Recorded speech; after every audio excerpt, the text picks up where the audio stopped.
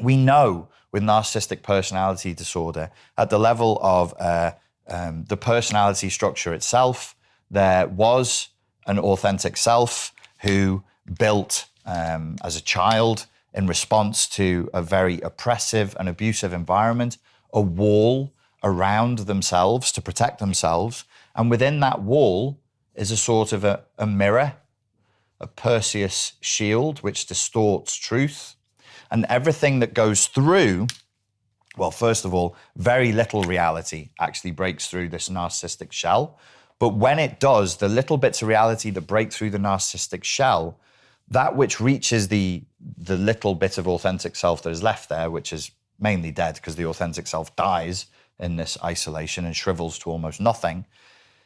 The little bits of reality that get through are distorted as they pass through the shield, and they're reframed, they're reformatted, so that the self that looks out at the world through the shield is looking also through a mirror. And that mirror is telling the narcissistic self what the narcissistic self wants to hear. That is the false image. So no matter what happens, the narcissist is desperately fighting to restructure what is happening to fit a pre-existing fantasy-based narrative of how incredibly amazing they are. What does that mean? It means that generally speaking, in simpler language, there's the real person, the real narcissist, and then there's this fake image that they're pushing out to the world. Why do they push this fake image out to the world? To garner as much narcissistic supply, to become as significant as possible, to develop a false self, and to avoid narcissistic injury. It's a defense. It's defensive. So they're pumping this out to generate, let's say, predominantly to generate an emotional response in the people around them, because they're predominantly feeding off emotion. So they're trying to get reactions from people. So they generate a false self. It's a big performance. But what does that mean? It actually means the narcissist is very vulnerable. If you're in the middle of a narcissistic abusive relationship, you will see this overblown image of the narcissist, which is how they want you to see them. They're all powerful, they're sexy, they're an alpha female, an alpha male, whatever the nonsense story is. Or they're the biggest martyr in the room. They're the biggest victim you've ever known. They've suffered more than anybody else ever has. They're Christ himself down from the cross. That would be more in line with covert narcissism or vulnerable narcissism. But they're the biggest and best at something, even if they're the biggest and best at being tortured and abused and abandoned. That's what you believe when you're in the middle of it. But when you look again, you'll see the whole thing is an incredibly fragile, incredibly delicate facade that's actually very easily broken. So if you threaten to expose them, what are you threatening to expose? What you're threatening to expose is, this is how they show themselves to the world.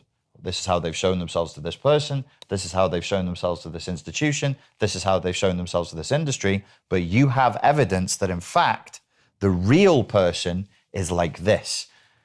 Because of the PTSD element, the trauma-based element, there is a massive amount of splitting in narcissistic personality formations. There's a massive amount of black and white. So typically, not always, but typically, what their real feelings about any subject are the opposite. So they present as being very loving and very kind to, let's say, animals. They do lots of charity work with animals. But you live with them, and you know personally, despite all this virtue signaling for the outside world about how much they care about animal cruelty and so on and so forth, you actually see them treat animals with either contempt, cruelty, or total indifference. So that's just a small example of something that could expose the truth of who they really are, that ruins the false self-image that they're projecting to the world, that would permanently damage a source of narcissistic supply. You don't have to actually do this. The fear that it might happen is what will torture them and create a huge amount of mental anguish.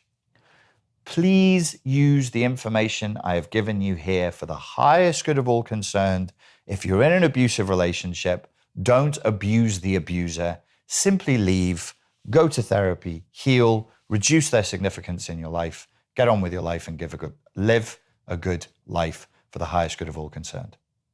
Ladies and gentlemen, thank you very much for your time and for your attention. I look forward to speaking to you again very soon. Cheers. Hello, folks. The new course, Unplugged from the Matrix of Narcissistic Abuse, is out now and available from this link right here. Thank you.